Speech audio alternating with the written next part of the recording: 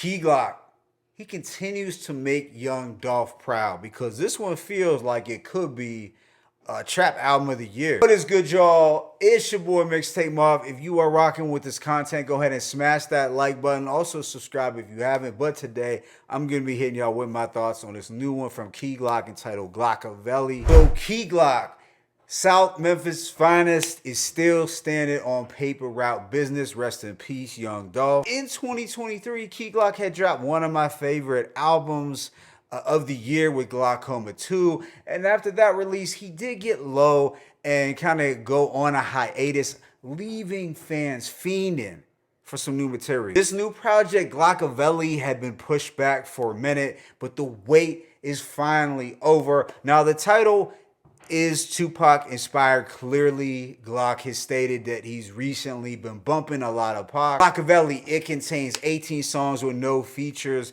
Key Glock is really sticking to the no feature thing heavy. And on the production front this time, we don't have band play. Key Glock and band play is a cheat code, but this time around, he's absent. Not sure if there was a fallout between Glock and bandplay.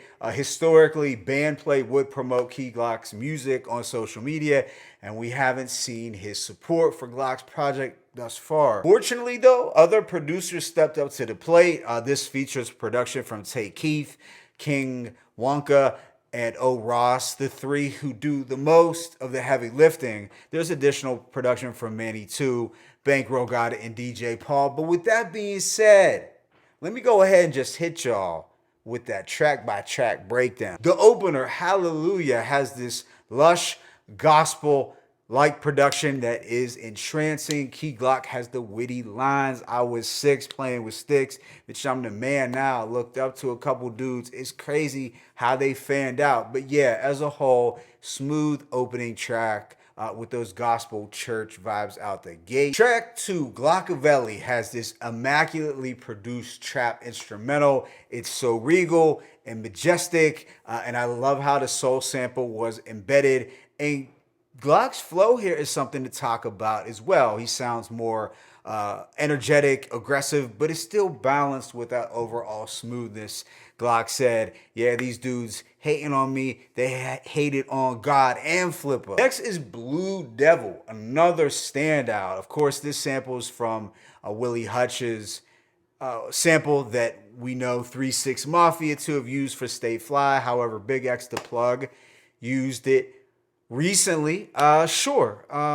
You know, it's a well-known sample, but Glock doesn't do it a disservice. I mean, it's kind of hard to miss over an instrumental like this in general. After this is Made Away, this has a female vocal sample from a 70s disco song and booming bass, but strangely enough, there is a Tupac-like sound to the instrumental with a Memphis twist, that is. And on here, he's doing his boasting, but there was a slight motivational element as he talks about making a way despite being down bad and Snake. Track 5 is Watch the Throne, and this has a marvelous sample-based instrumental from Take Keith. Now, Glock and Take Keith historically have not missed, and this one does live up to their prior collabs. I can't say a whole lot jumped out lyrically, but the soul chops and the energy was so on point. Really cool music to vibe to. Right after is Badu, where Glizzard goes in over Erykah Badu's well-known Didn't You Know sample. Come to think of it, Big X the Plug also used this sample recently. Could Big X the Plug be the reason the band plays not on this? But Glock is talking about letting his chopper sing like Badu. He also had a funny line, got a stick in every room like a Roku. But yeah, this track is very suave and soulful. Following this is another highlight, She's Ready, where you have some bright, syrupy soul chops, sounding like something out of the 60s.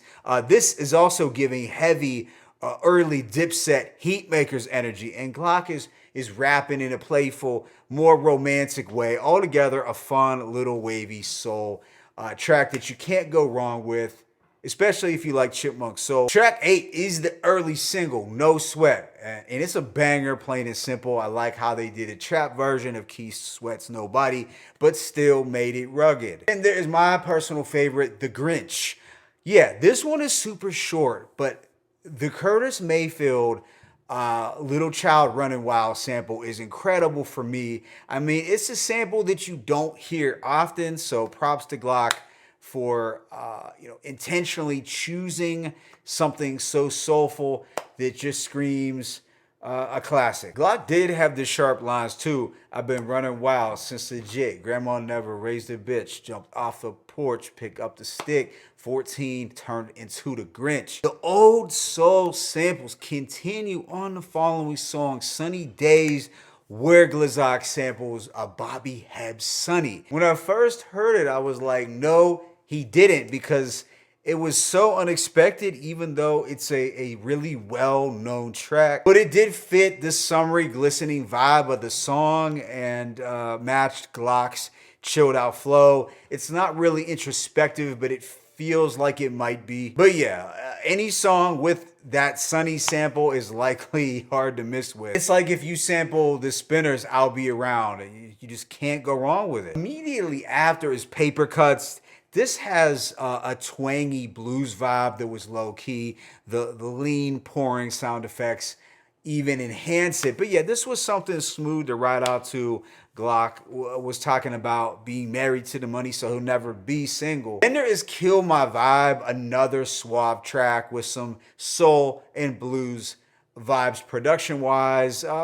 Getting somewhat of a country rap tunes feel as well. And Glock has the witty bars. I was only 15. They like, what you doing with that 45? This bitch faster than Busta Rhymes. After that is I'm Getting It, and it's more of a return to a modern Memphis trap sound. Really a banger through and through, even though it's pretty hypnotic. Track 14 is Again, and here you have a brighter, luxurious sample that does sparkle. I'm not sure what the sample is, but it's a flavorful beat that I dug, and Glock was gliding pretty effortlessly over it. Track 15 is Cream Soda, an underrated moment on the album. I feel you have a rugged, minimalist bass line that sounds like it could have been sampled from in the early 90s by either Ball and G or 3 6 Mafia. Really a cool stripped down beat that is ideal for Glock's slick talk and smooth flow. And I was getting somewhat of, 70s old school pimp vibes from this as a whole. Track 16 is Don Dada, which has another glistening beat that Glock floats on. He does have the silly lines, before I trick on a bitch, I'll walk to Boston from South Memphis with no problem. Second to last track is World Is Ours, and you have a Scarface reference, of course, but a beat that does channel some mid-90s Southern G-Funk.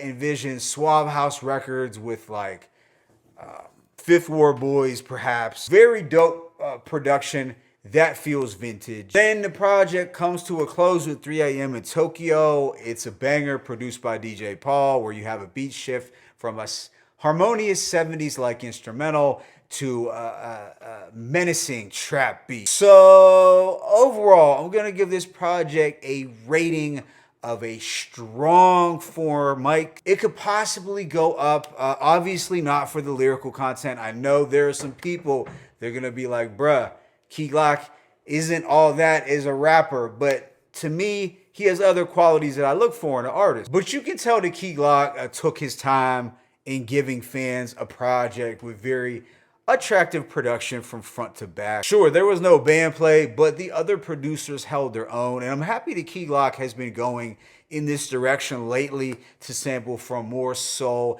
and blues artists. It just feels traditionally Memphis, and it's evident that he was intentional about doing so on this album. So the production was a major selling point for me, but I can be a sucker for soul samples, especially when they're done well. Now, of course, lyrically, some people are going to want more than what Key Glock could actually give them. I completely understand if you don't find his bars up to par, but in my opinion, the production, the flows, and the overall aesthetic outweighs any lyrical deficits. I mean, it is lifestyle music with that fly motivation at the end of the day. I know we're not even halfway through the year, but I would be shocked if there was a trap album that was better than this. My favorite tracks include Glockavelli, Blue Devil, Watch the Throne, Badu, She Ready, The Grinch, Sunny Days, Again, Cream Soda, and The World Is Ours. Let me know your thoughts in the comment section. It's your boy Mixtape Mob. I'm signing out, but as always, it's peace and blessings. Key Glock, Glockavelli,